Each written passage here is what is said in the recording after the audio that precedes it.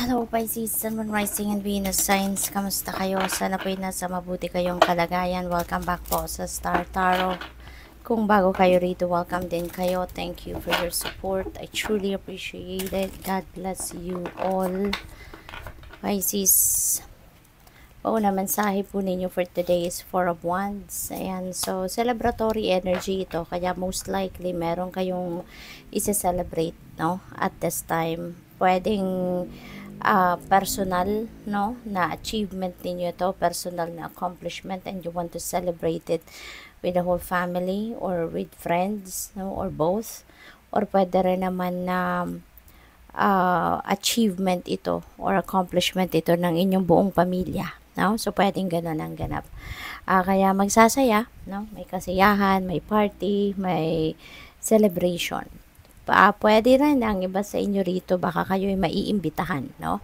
Pwedeng celebration, may celebration ng kaibigan, katrabaho, kapamilya, no? At kayo ay maiimbitahan, no? Kayo ay makakasama. We have Hierophant, study, no? Maaaring ang iba sa inyo rito mag-aaral. Maybe ang iba sa inyo dito is going to expand your knowledge, going to expand your education, no? So pwedeng gano'n ang ganap dito ng iba sa inyo, Pisces. Pwede rin na you are seeking for advice. Pwede rin na you are seeking for opinion ng iba, no? Opinion ng kung sino man. So that is also possible. Seven of Pentacles, parang nabuburyo na ang iba sa inyo rito, no? Baka meron pa kayong ibang endeavor or mayroon pa kayong ibang ginawa na siguro matagal na ninyong pinagsisikapan, matagal na kayo nag-e-effort para dito, pero baka hindi pa rin ninyo man lang naaaninag, no, yung success. Hindi man lang ninyo siguro naaaninag pa yung tagumpay ng bagay na ito, no? So possible na gano'n ang ganap dito for some of you, Pisces. It is also possible na ang iba sa inyo ay yung parang nabuburyo na kasi nag-aantay na kayo ng nag-aantay. So remember lang, no, Pisces, na lahat naman ng nangyayari sa buhay natin ay according to the divine order and timing, 'di ba? Kaya may mga bagay na hinihintay natin mangyari na hindi pa nangyayari. It's because it's not the right timing yet. Diba? Hindi pa sakto sa timeline or sa timing ng divine universe. Kaya hindi pa siya nangyayari or hindi pa siya dumadating. So, mas maganda na lang na matuto tayo maghintay, matuto tayo magpasensya, and while we are waiting sa mga bagay na hinihintay natin, makinig tayo sa ating intuition, kasi yung intuition natin is that is guidance from the divine universe, at yan ang gabay sa atin kung ano nang dapat nating pagkaabalahan habang naghihintay tayo, hindi ba? Or it may lead us to a different direction, diba, habang tayo ay naghihintay. We have King of Wands, leadership ito, at entrepreneurship din at the same time, si King of Wands. Baka ang iba sa inyo rito, baka kayo ay isang boss, isang manager, isang supervisor, or baka kayo ay mapopromote pa lang, no, sa mga posisyon na yun kung kayo ay nagtatrabaho. So pwede, no, na may promotion dito na paparating para sa iba sa inyo, or pwede rin na from being a manager, from being a supervisor, from holding mataas na posisyon sa trabaho, baka kayo'y magdedesisyon sa ngayon na iwanan, no, yung trabahong yan at magnegosyo kayo at para maging kayo na yung sarili ninyong boss, 'di ba? Pag-aari ninyo yung oras ninyo, 'di ba? Kayo yung magdidikta ng kung ano nang gagawin ninyo, yung ganun ba. So possible na meron dito magnenegosyo na sa inyo at iiwanan na yung pagtatrabaho 9 to 5, no? So good luck sa iyo.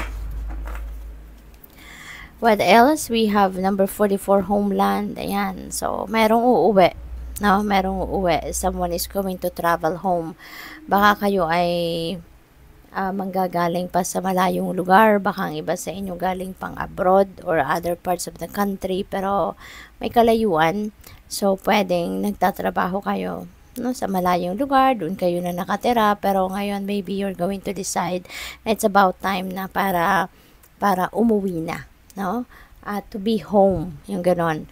So, siguro, kung galing kayong abroad, baka natapos na yung kontrata ninyo doon, or baka nakapag-ipon na kayo, kaya yung magdedesisyon na kayong umuwi and stay here for good with your loved ones and with your family, no?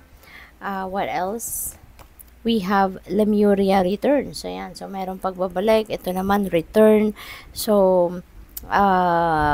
maybe ang iba sa inyo rito is nurturing something, no? Maaring kayo ay feeling ko rito, since this is about earthly spirituality, tapos may ocean conservation, so pwedeng ang iba sa inyo dito baka environmentalist kayo, and you are taking care of the environment, you are taking care of Mother Earth. Maybe nagvo-volunteer kayo, or baka nagtatrabaho talaga kayo sa isang opisina na nangangalaga ng environment natin, nangangalaga ng Mother Earth, no? So, pwedeng ganun ang ganap dito for some of you. And maybe you are working hard, you know? You are working hard and doing anything and everything in your power para mapangalagaan ang ating kalikasan. We have wave of power, a surge of power, upswing in energy, exhilarating movement. So, siguro ngayon, you have a lot of determination, drive, yung ang tawag dito, yung dedikasyon ninyo sa kung ano man ang cause ninyo, or kung ano man yung project ninyo or goal ninyo rito. Parang ngayon yung adrenaline ninyo sobrang taas ng level nito, yung ano ninyo, yung determinasyon ninyo napakataas ng level din, kaya talagang siguro magsisikap kayo ng todo-todo para marating ninyo kung ano man yung goal ninyo rito, no? So, good luck sa'yo. What else? We have the present, gift, treasure, revelation of own value, nowness. So, unahin natin tong nowness na to. So, maybe this is an invitation para sa'yo, no?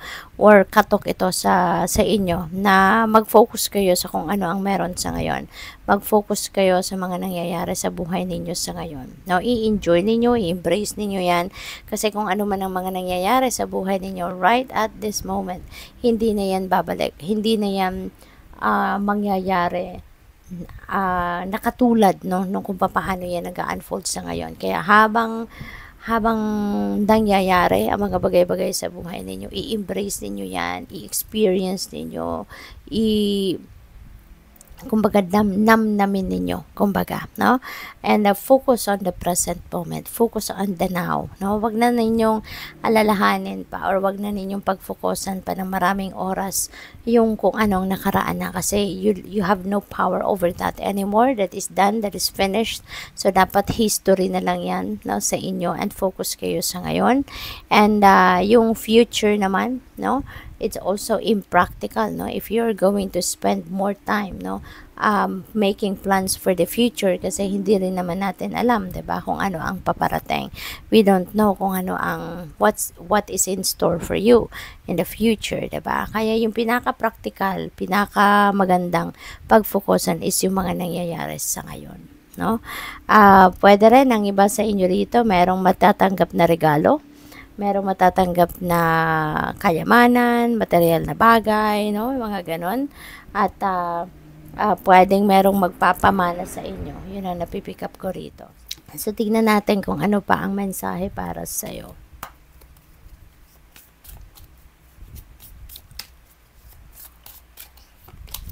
We have health. Ayan. So, mangangalaga sa inyong kalusugan, sa inyong physical health, mental health, no? Yun ang maaaring kailangan ninyong pagtuunan ng pansin sa ngayon. Maaaring meron din mga sitwasyon, may mga kaganapan din sa buhay ninyo na sa iba't ibang parte, no? Depende sa inyong sitwasyon, na maaaring ngayon mahahanapan nyo na to ng solusyon. You will be able to resolve that situation, kung ano man ang problema. Kaya maganda rin, magiging maayos na din ang sitwasyon mo rito. Whatever that area of life will be healed na, kumbaga, kasi mahahanapan mo na ng solusyon. Ang iba siguro din sa inyo, Pisces, maybe nagtatrabaho kayo or yung profession ninyo is linked sa medical field, no? Baka ang iba sa inyo, nurse, doktor, mga ganon, medtech, baka nasa allied health kayo, di ba? Mga therapist, yung mga ganon. So, siguro, nasa along those lines, no? Ang trabaho ninyo or yung career ninyo. We have planner. Ayan, so, baka events planner kayo, 'di ba? Pwedeng ganoon din. Pwede rin ang iba sa inyo dito, sabi dito, take financial inventory and see what needs changing.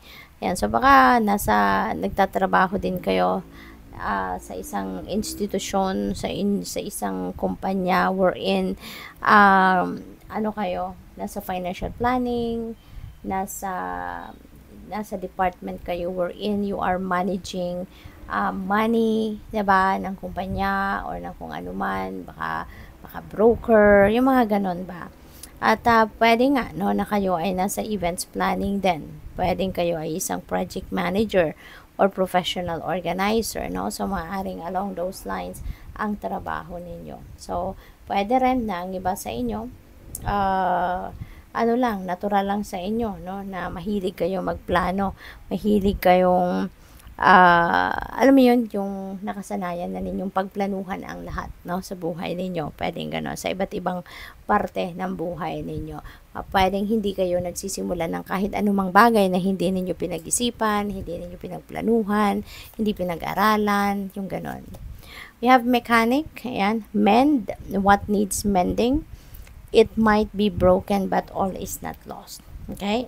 Sabi din dito, consider a career as a mechanic in automobile, aerospace, or repair technician. So, yun, maaaring nandun nga kayo. Baka mechanical engineer kayo. Pwedeng ganun, no? Sabi din dito, you can easily fix your finances but a sacrifice may be needed. Ayan. So, siguro may problema din ang iba sa inyo pagdating sa finances, no? But, you are finding solutions, diba? Sa mga problema. Kaya, sabi dito sa health energy, kaya kung ano man ang problema ninyo pang kaperahan, for sure, mahahanapan nyo din yan ng solusyon, no? Magiging maayos na din, maibabalik mo din ang inyong financial health. Kaya wag kayong mag-alala. You just need to take an effort, no? Mag-effort, magtiyaga, mag-persevere, basta sa amba at maayos din yan. We have take action. Whatever your question, this is telling you to go for it. Okay? So, siguro before this reading, baka meron kayong katanungan sa sarili ninyo or meron kayong katanungan sa universe. And this could be the answer, no? Parang yun na yun, no? Magsimula ka na, go for it. Do not procrastinate or wait to take the next step to get ahead. Just do it. Ayan. So, wag na kayo magdalawang isip. Okay? You don't need to doubt yourself. So, ngayon mag-take action ka na, parang go signal na to na sa'yo. Na kung ano man ang gusto mong gawin, sige, go for it.